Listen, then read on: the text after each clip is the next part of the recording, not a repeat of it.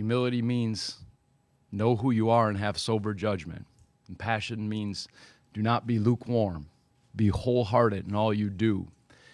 And I think those are the ones that caused me at this time to look and have sober judgment about where I was at. And that's probably the thing that has choked me up the most, and the hardest thing to say is when I looked at myself and I realized I'm no longer the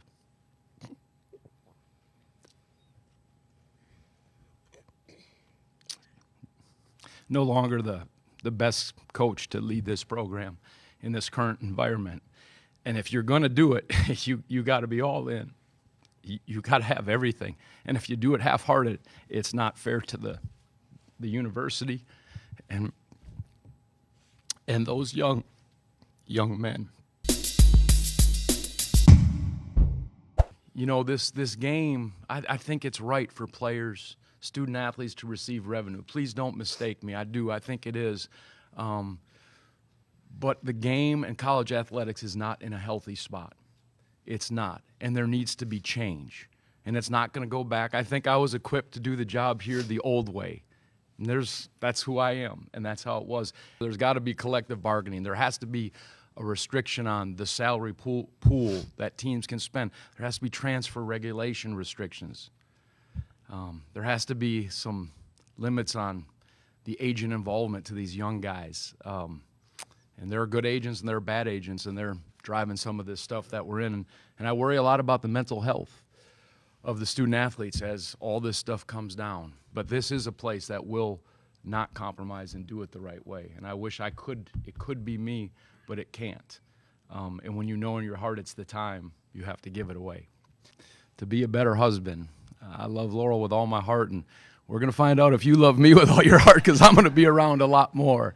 To be a better dad to my daughter Anna and my son Eli. My parents are both 81 years old, and I don't want to live with any regrets. Just felt some things as it went along, and it really wasn't until fall break that we have here where Laurel and I went away and just kind of processed about what the future would be.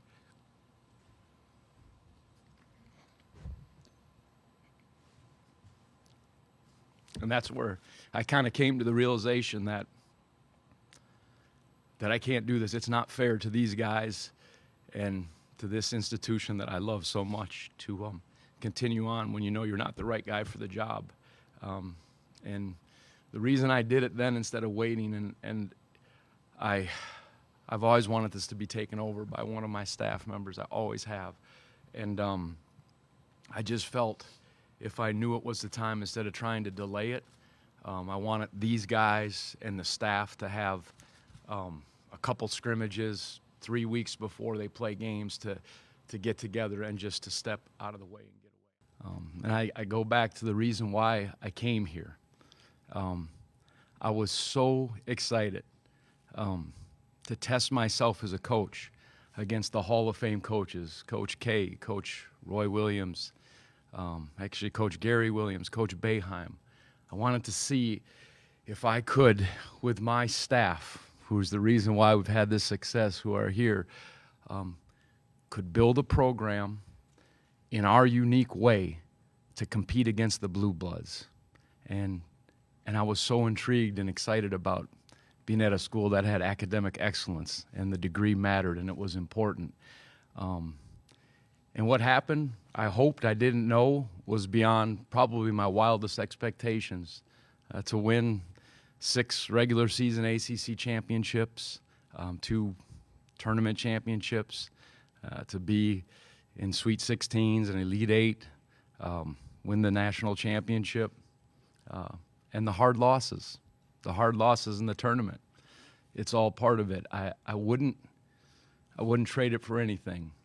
Incredibly grateful for embracing me, for standing up when the shot clock violations were about to happen. And I know at times it was probably, we weren't the prettiest to watch, but beauty is in the eye of the beholder. But they let us do it. Carla and President Ryan let me do it my way. And Craig, you did. And John Oliver and President Sullivan and President Castine was here, I think, one year, if I'm not mistaken. But you guys, let me do it my way.